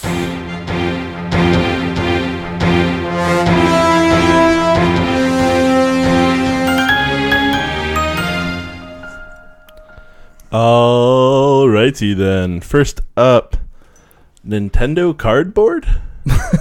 Yes. That was funny because like Google Cardboard, their VR thing. So when I wrote it down, I was like Google Cardboard, and in my head, super funny. Didn't you have one of those, or did you make one of those? No, I know some people in the office got them for free because it was like they were free with a rebate, or maybe you just paid shipping. And then there's just the dumb thing that you put your phone in.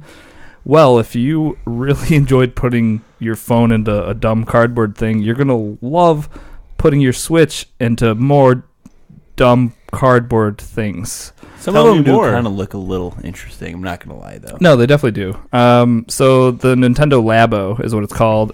I'm going with Labo. That seems right. I haven't heard anyone actually say it yet, but it's Labo. Maybe because it's pronounced Labo.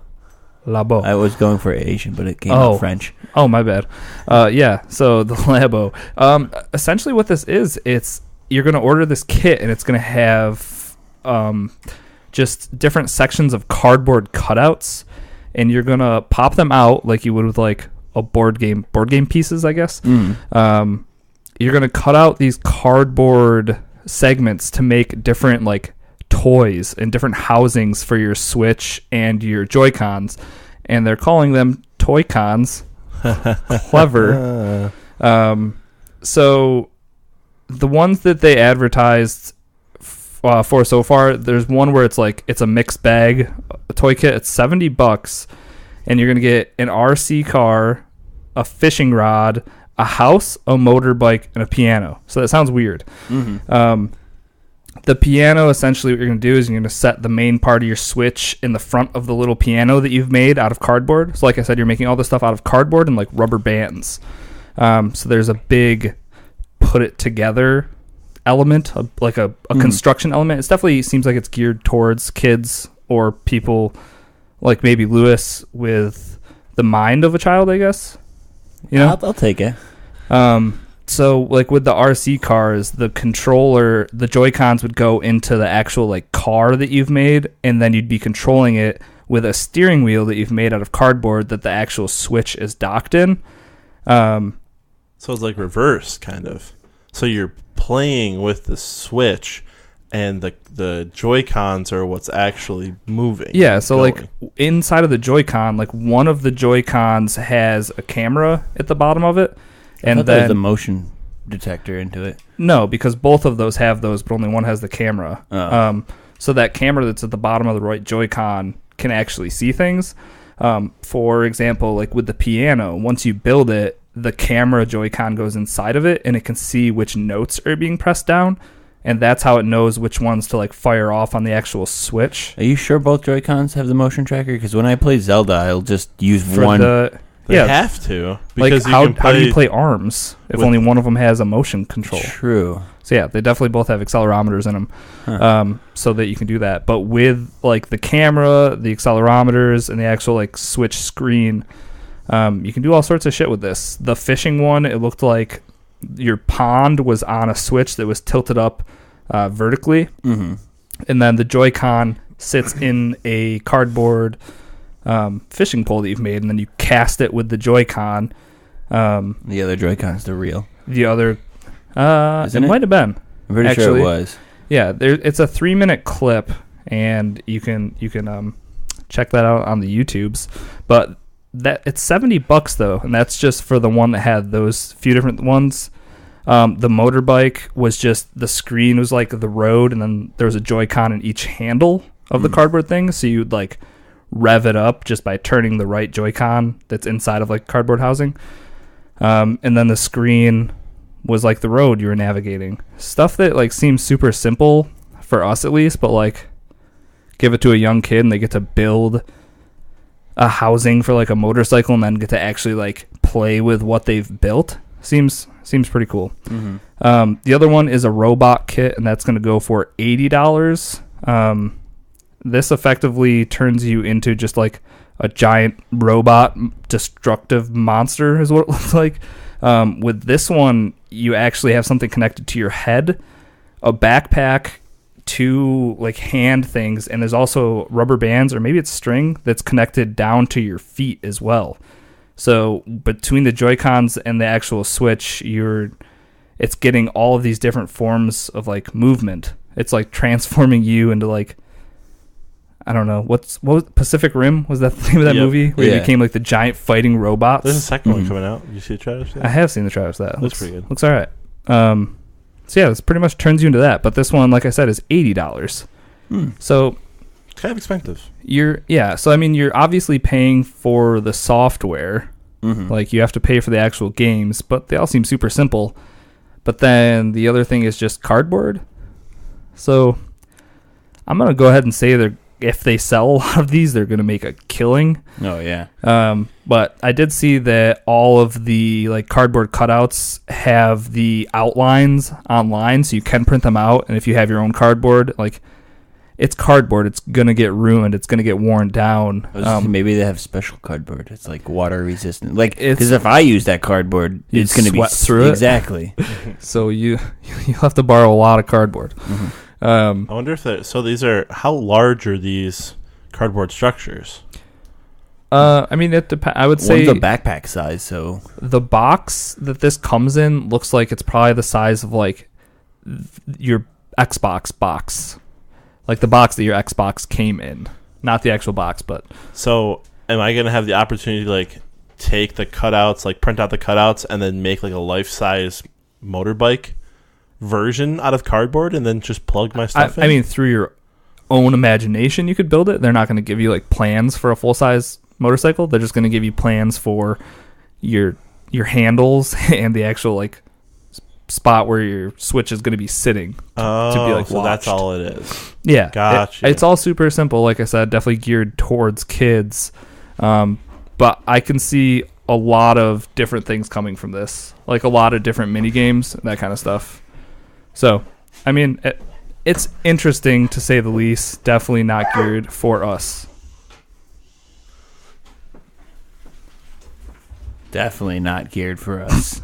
Totally geared for younger children and mindsets of children. The awkward pause there is because all the dogs just came busting through the door. Yep. So that's always exciting. All right, Ben. What's next in the news? Next in the news, is there a new Fable game coming out, Lou?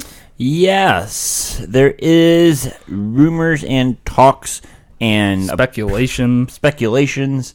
Apparently, Microsoft adopted Forza Horizon developers, Playground Studios are actually kind of thinking of doing the new Fable 4.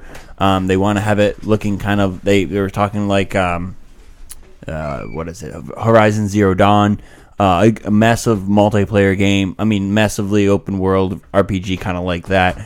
But Fable talk. I know the dude that created Fable was thinking 2 and 3 kind of was going too far into the future. They kind of want to bring it back, maybe a prequel to the Fables before the guild and everything was actually formed. Something like that, possibly. But, I mean, the weird thing about that is, like, that was Peter Molyneux, and that's when it was Lionhead. Yeah. So, not sure if that's whatever still he going to go. Thinks, that's probably not what this game is going to end up being. I think it will just be a Fable 4, maybe set further in the future. Okay. Even if he didn't like the future, I don't think they're going to go back. As long as they have the main aspects of Fable, like the good and dark, all the choices really matter.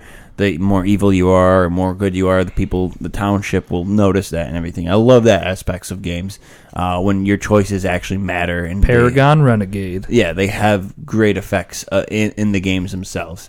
I enjoyed Fable. I played the first one. I played a little bit of the second one. Never played any of the third one. My biggest gripe with the Fable was the aiming system for ranged weapons and everything that I was always struggling with. I have not played a single Fable game. They're very good. Surprised me either. Yeah. I liked it. I played it, beat the first one like twice, I'm pretty sure. I think those are all on back compat. Mm-hmm. At least definitely one is. They did an anniversary for it too, so that's probably out there as well. But yeah, I'm kind of stoked. It'll be fun. Like I said, I love that light and dark, the Paragon, whatever you said. Paragon Renegade. Yeah, I mean Paragon that was Renegade. The style, the genre game, I guess. No, that's just Mass Effect. That was literally what it was called. Mass Effect had it. KOTOR had it. A few games have it, and I like that aspect. Just because if you ever want to be an asshole and you're a really good, nice person in life, you can be an asshole in the video game and see the consequences of it. True. I think if they do this right, it could definitely be a good exclusive for Microsoft. Oh yeah, I could see it in if they did it kind of like Horizon Zero Dawn or like a Zelda or even like a Assassin's Creed. It would be our Horizon / Zelda. Yeah, which would be really nice. Yeah, sweet. I hopefully, I'm assuming if you're going to hear something about this, it's going to come at E3 this year. Oh yeah, definitely. The only thing that kind of makes me sad is that if Playground Games is working on this, I'm not getting a Forza Horizon 4 then, which kind of sucks. Oh no. Because that game was a lot of fun. Fuck off. You never played it, dickhead. Oh no. Let me hold back my sadness. Yay. Thanks for holding it back. All right. Let's stay with some newer games coming out. So, a undisclosed named game, given the code name Project X, is a automation game. Let's see. The biggest thing they brought out was they're trying to do a 400-person battle royale style PvP mode. Fucking Christ. 400? That's a lot of people. I think I saw when they first started talking about this game, they were trying to do 1,000 player. It wasn't going to be battle royale back then, though. Yeah. So I looked in comparisons. I didn't know how much this is. So WoW servers are maxed at 2,500 now. That's a lot. They used to have. There was days where you could get 11,000 players in like a WoW server. Wow. Fuck off. So 1,000 would be a lot, even if it wasn't PvP. But still, like 400 people in a BR. Yeah. So then that's you're like 100 4-people teams. Right. 100 full squads. Yeah, full squads. Unless you're starting to do like squads of 10. That would be ridiculous. That'd be kind of cool though. Uh-huh. I don't think I wouldn't like that. I wouldn't not like that. Mm. Yeah. Cool.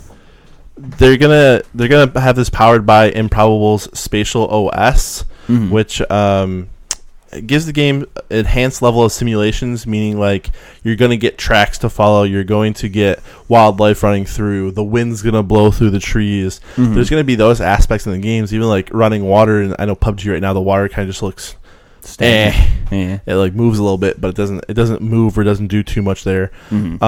So hopefully it's on a great like platform so that they can really get this game out. It doesn't kind of come out as bad. So probably be PC. That's what you're saying. I would assume, if not like strictly PC, it's at least gonna be PC early release or something like that. Something that'll allow them to get the kinks out of it before they try to give it to a console. Although I don't know why they still have it set at 30 FPS for PUBG. I think that's just dumb. Because it's running the way it is right now. I mean, yeah, but if you have an X, you can probably juice it up to 60 FPS, and then when your FPS drops, true. It's not horrible. Let's just get all the kinks ironed out first. True. So this is going to be shown February 17th. They're gonna put it up on stage for the first time, see how 400-person BR modes look.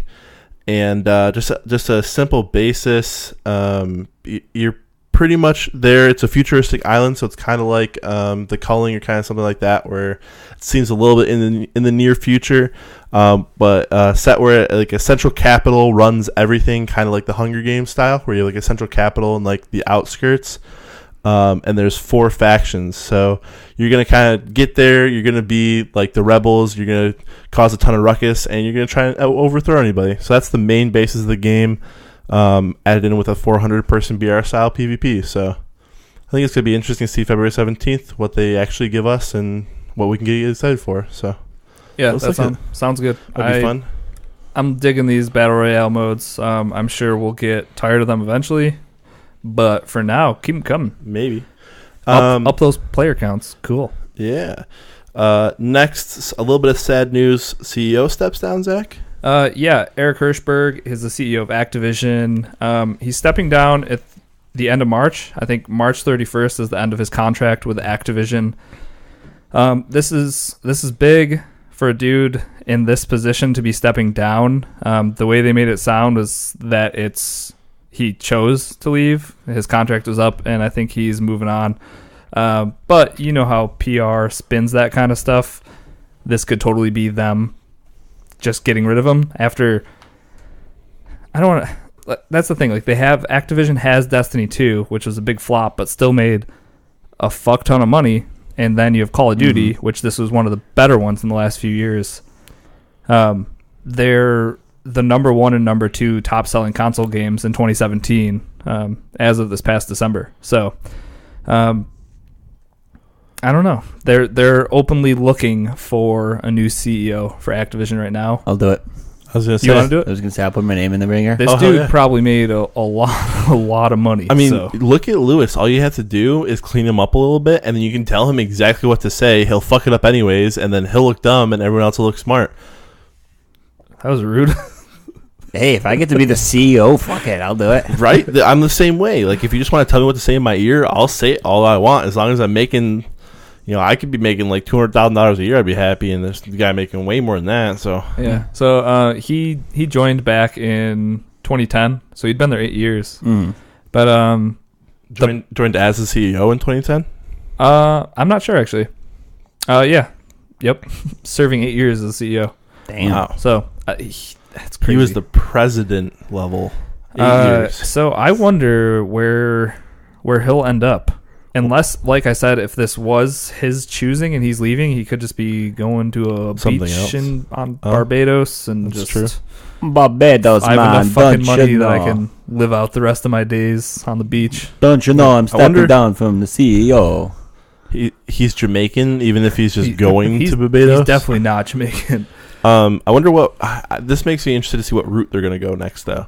Like, are they bring in somebody who's like super futuristic looking, and somebody who's going to try and like bring out a ton of cool games coming up, or are they going to bring in somebody who's kind of old school, who kind of no? We already decided they're bringing everything. me in. Yeah, they're bringing in Lewis. Remember? Yeah. Oh fuck, that's right. Yeah. Yep. And Activision's so big. Like, it's Activision Blizzard. They have so many titles that they publish that they just need somebody who's gonna be a face. Yeah, they do need a face.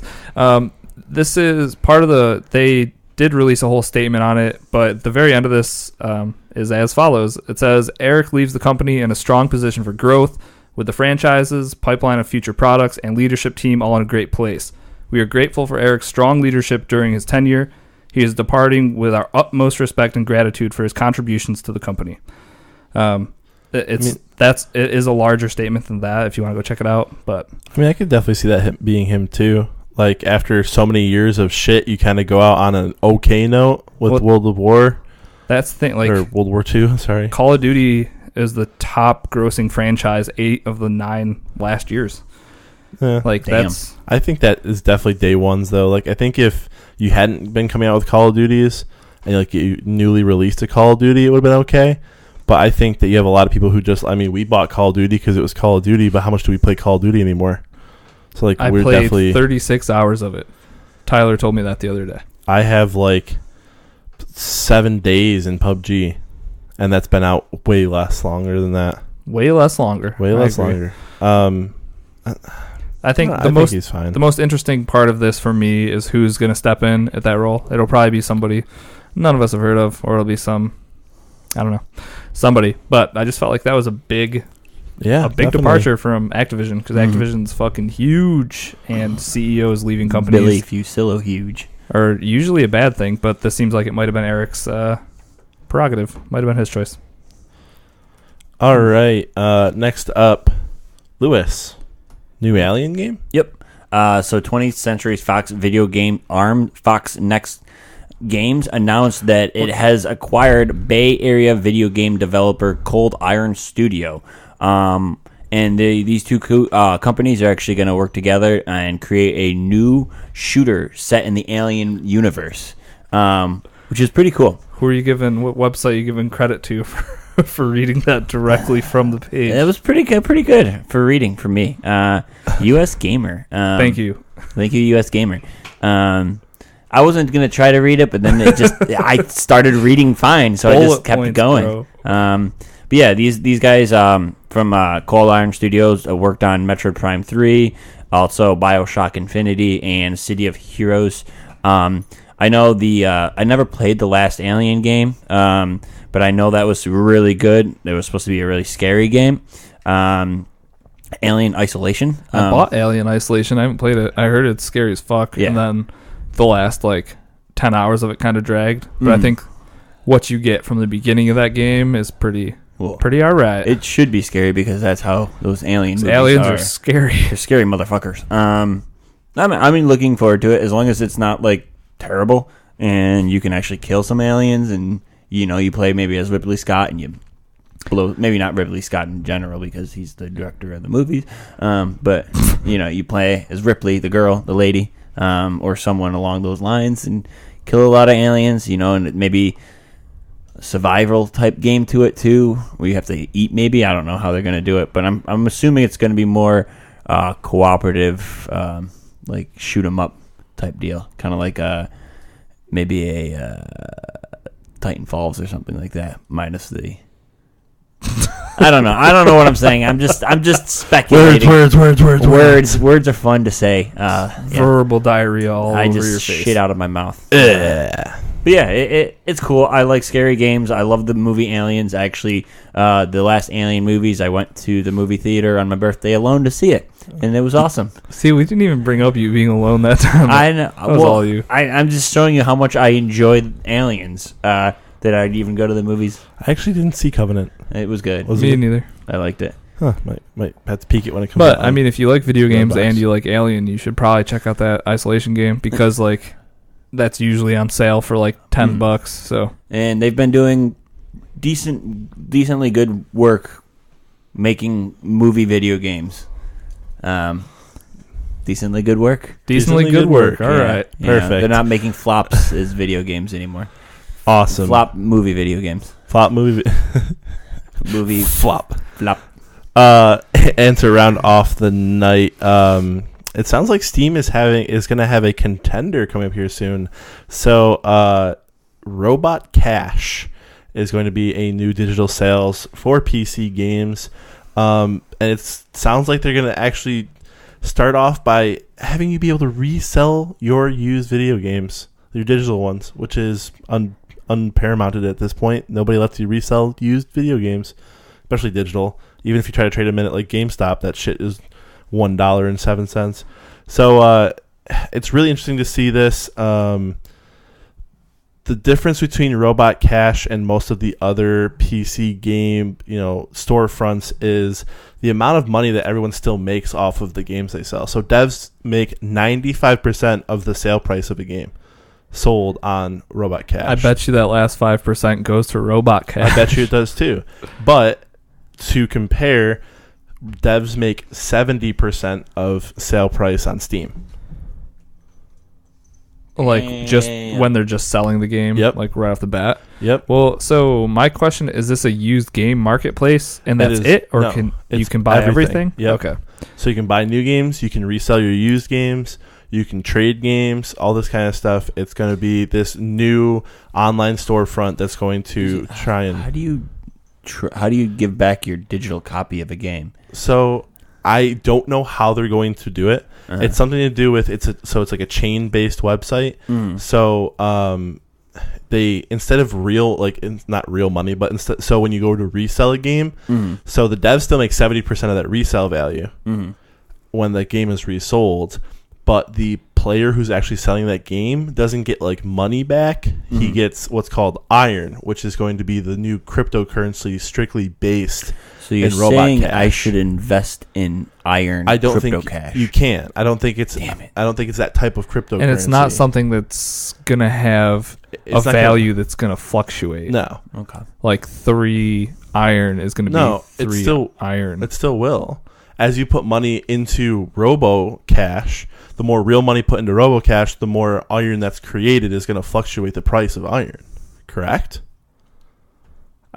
You're asking for a fucking world of trouble if you're going to have a gaming storefront that's sole currency fluctuates depending on how the market's doing. So if your 1 iron is really worth $10, like people that invested in it are just going to buy everything, or they're not going to buy anything because they own everything. That'd be real fucking weird. I personally just see iron as an equal amount to USD. Yeah. Well, that makes sense as well. So the resale of games it's really where they make their money technically, because like I said earlier, the devs still make 70% of the resale value. The seller makes 20% in iron, and then the last 10% is obviously given to Robot Cash. So you don't get full price for your resale games. You resell them for what is 20% of what the game is. And honestly, 20% compared to what you're getting at like GameStop for physical media is way better. It's not bad. And there's no way to sell back digital media right now. So first of its kind there, it only works if you purchase the game from their store. Okay. Yeah, that makes sense. Mm-hmm. So you can't go to like G2A, get it for super cheap, and then resell it for what it's supposed to be sold for. Or you can't take your old Steam library that has 300 games from Steam sales and just be like, okay, well, I'm going to offload all of these. Yep. So, and the one thing that they really focused on is, like I keep saying, they said that this service, once their website goes live, is going to be fully usable. There's not going to be parts that need to be fixed. There's not going to be like, they may find a couple of bugs, but once you get there, you're going to be able to buy games, you're going to be sell games, you're going to be able to do everything you need to do as soon as the website goes live. There aren't going to be updates, bug fixes, hot fixes, anything like that. So they're really focused on getting you something that's going to allow you to resell those digital games you may have beaten already. They're just collecting dust and get some money out of those at this point. Not going to go there. You were going to say something about digital media collecting dust? Yeah, how it's not possible? Yeah, I was. I knew you were. It's a metaphor, Lewis. I know, but it's still not possible. I saw his head start to tilt like he was going to say something. As soon as you said that, I was like, fuck off. So that's going to be pretty cool. We'll have to see how well it pops off and if people are actually using it over Steam and stuff like that. I mean, the best part about this is that as a secondary market, devs never see money after you buy it that very first time. Like, they're not making money off anything that says pre-owned in GameStop because you bought it the one time and now you're dealing with just GameStop. I think game devs are going to be super into this, and they'll probably try to push their consumers towards that kind of thing. Or even like do like pre-order incentives, or like if you get it through Robot Cash, you get this bonus skin and outfit or whatever. Or we're releasing the game 7 days early on Robot Cash for you to go purchase, but actual release date is this day or something, so it's like a pre-purchase bonus time or something like that. Yeah, so the last thing I'll say on it is, like, I wonder if Steam has any type of reaction from this. Like all right, this new thing's popping up. Like maybe they've literally had the code written for like 3 years, and they've just been waiting for somebody to do it, and their finger's been over enter. Yeah, it's like, go. Boop. So maybe they'll look into reselling. I mean, even Microsoft is trying to make it so you can trade in your used games for a fraction of what you paid for them. But yeah, it's that, and then but it's the difference of, the average dev only makes 70 to 75% off of the games they sell on digital platforms for PC, whereas they're making 95% off all the games sold on this.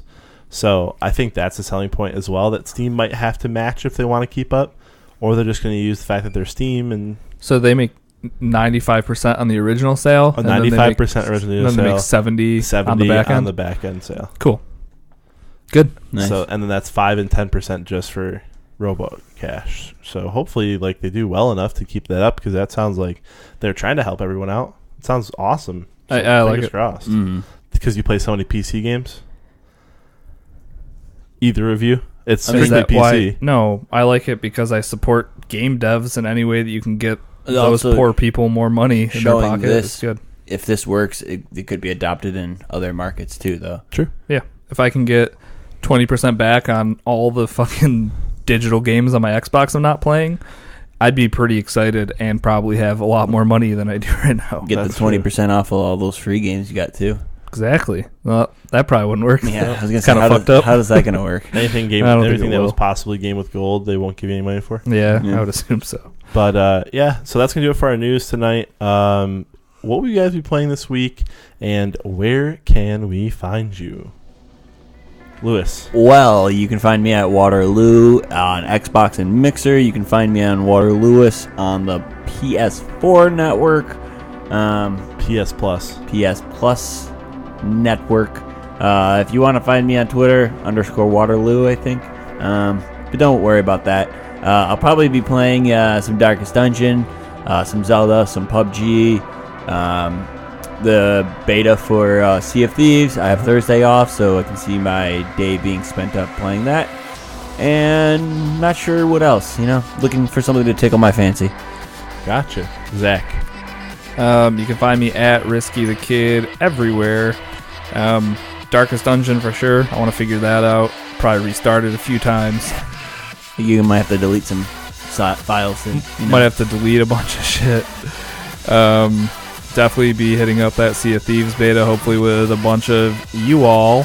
And I don't know. You gonna stay away from PUBG for a little while? Yeah, I think I'm gonna take a little break. Maybe some Assassin's Creed Origins. Saw a trailer for their first DLC that comes out tomorrow. Oh boy. It looks really fucking good. So I feel like I need to finish that game. With all this Overwatch, I kind of do want to jump into Overwatch. Overwatch League and stuff? Yeah. I played a little bit of it. It was fun. How about you, Ben? Definitely gonna play some more PUBG. League of Legends, obviously. Sea of Thieves we're gonna jump into. I think I'm gonna take Wednesday off and play some of that. No, take Thursday off. Thursday's a busy day for us. Take Thursday off because I have a Thursday off. I have Friday off too. I don't care. Take Thursday off. Okay, maybe I'll take Thursday off. All right, there you go. So I'll play Sea of Thieves, everybody. But that's pretty much going to be it. I don't know how much I'm going to get into. I'm gone most of the week, and so. But if you want to get in touch with us, you can go to our Discord, Risky Radio Discord.